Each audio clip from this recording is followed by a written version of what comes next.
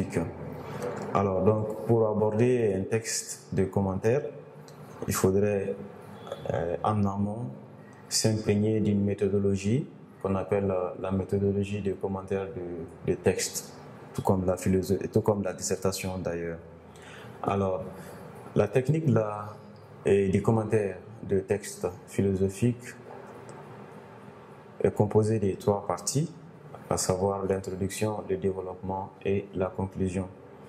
Maintenant, dans l'introduction, qu'est-ce qu'il faut faire? Il y a d'abord les éléments de l'introduction qui sont énumérés. Commencer d'abord par la présentation du texte et de son auteur si possible. Alors, tout texte est d'abord constitué d'un intitulé et d'un texte. L'intitulé, ça c'est la formule classique qui dit de dégager l'intérêt philosophique d'un texte à partir de son étude ordonnée. Ça c'est l'intitulé. Maintenant, le texte suit juste l'intitulé. Maintenant, le contenu du texte, c'est-à-dire le corpus du texte, essaye de poser une situation problème ou encore une situation complexe ou une situation ambiguë à partir duquel l'apprenant est appelé à décrypter le problème qui se trouve dans le texte tout en procédant méthodiquement à l'étude de ce texte-là. Donc, dans l'introduction, on a d'abord la présentation du texte et de son auteur. Qu'est-ce que cela veut dire?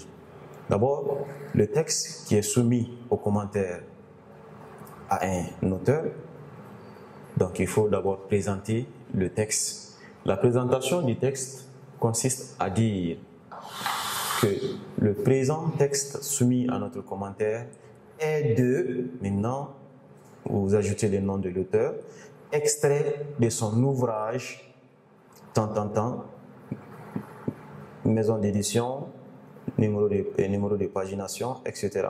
Donc toutes ces informations-là sont données en bas de page, au-dessous même du texte. Donc l'élève se réfère sur les informations qui sont données sur le texte, qui est juste en bas du texte. Donc vous allez dire que l'auteur de ce texte est tant, si c'est Jean-Paul Sartre par exemple, vous allez dire l'auteur de ce texte est Jean-Paul Sartre, extrait de son ouvrage L'existentialisme est un humanisme, c'est juste un exemple. Maintenant, suivi de la maison d'édition, du numéro de page, etc. Donc ça, c'est la présentation du texte. Maintenant, la présentation de l'auteur consiste à faire une petite biographie très modeste de l'auteur. Ce n'est pas l'occasion quand même de faire un aperçu général sur la biographie de l'auteur. Ce ne serait-ce que quelques détails, quelques informations sur l'auteur du texte, si cela est bien possible. Parce qu'en termes de programmes et de séries, les programmes ne sont pas pareils dans les séries. Par exemple, en TSS, il peut y avoir l'étude des auteurs dans le premier chapitre qui est constitué de Platon, Aristote, et René Descartes, Baruch Spinoza, ainsi de suite, ainsi de suite. Donc, un texte qui est porté sur un auteur quelconque dans le programme, ce ne serait pas quand même difficile pour l'élève de faire un aperçu biographique de cet auteur, à la mesure où cet auteur-là est inclus dans son programme académique. Maintenant, il se peut que l'auteur n'est pas répertorié dans le programme académique, mais le contenu du texte, c'est-à-dire le thème du texte ou encore la thèse du texte peut faire l'objet d'une étude philosophique. Par exemple, quand on parle de politique, il n'y a pas que Platon seulement qui en parle, il n'y a pas qu'Aristote aussi qui parle de la politique, il y en a beaucoup, il y a Jean-Jacques Rousseau, il y a Thomas Hobbes, ils sont nombreux.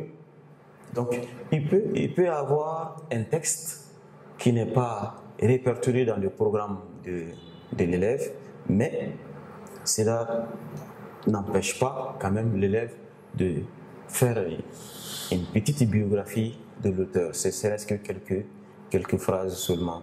Ça vaut mieux que de recopier littéralement toute la biographie de l'auteur. C'est ce qui est à éviter.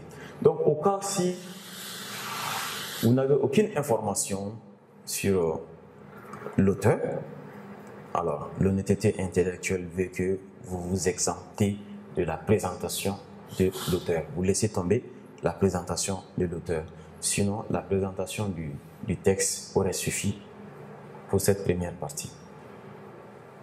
Après la présentation du texte et de son auteur, nous avons la présentation du thème, c'est-à-dire le thème qui est évoqué dans le texte. Chaque texte quand même a un thème. En l'occurrence, l'exemple que j'avais pris sur Platon, le texte peut porter sur la politique.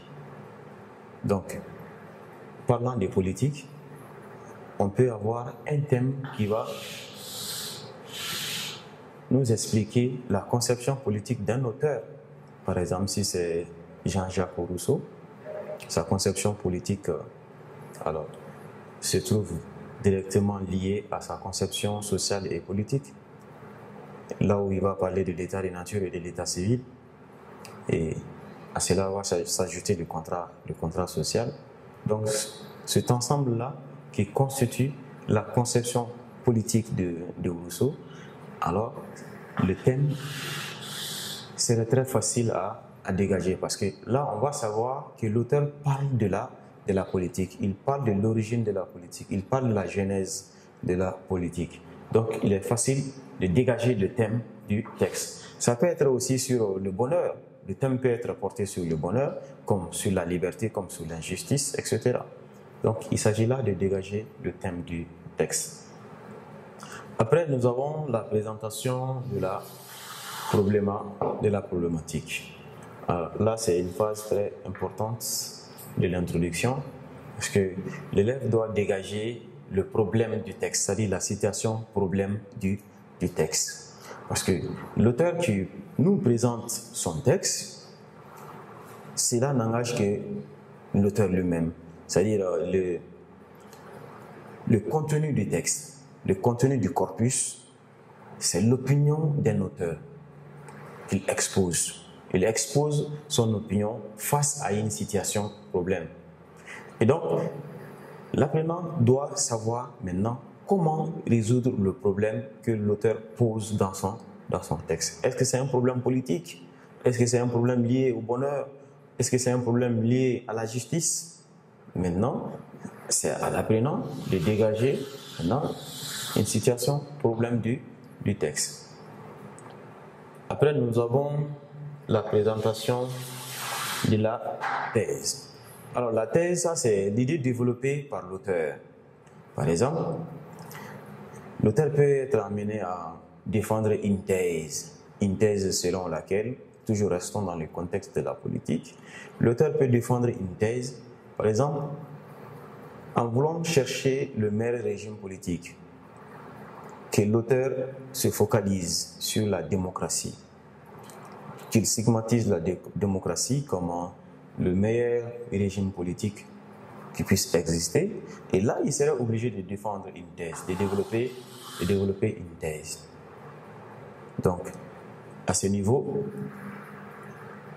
l'élève doit savoir que le texte déjà a une thèse et le contenu de la thèse est déjà expliqué dans le texte. Donc, l'élève doit vraiment lire attentivement le texte pour pouvoir dégager la thèse que l'auteur défend. Donc, après cette présentation, on a la structure logique. Ça, c'est la phase où, après lecture, on pourrait délimiter, si possible, les mouvements ou encore les articulations du texte. Sans oublier que souvent, cette phase, ça pose un peu de problème aux élèves ou encore aux candidats, parce que au niveau de la structure logique, l'élève doit lire attentivement en faisant attention aux connecteurs logiques, c'est-à-dire savoir comment je vais diviser mon texte en autant de mouvements possibles. Donc, c'est suite à une lecture attentive et avoir une attention particulière sur la syntaxe, parce qu'il y a les connecteurs logiques qui nous montrent les différentes structurations du texte. Par exemple, le texte du début à la fin, on peut avoir 2 mouvements ou encore 3 mouvements. Pour le savoir, il faut faire attention à la structuration d'un mouvement. Donc, cette phase consiste à délimiter, c'est-à-dire à montrer combien de parties le texte est divisé. Donc, si vous trouvez que le texte est composé de 2 mouvements, c'est juste un exemple. Alors, vous venez, vous mettez premier mouvement.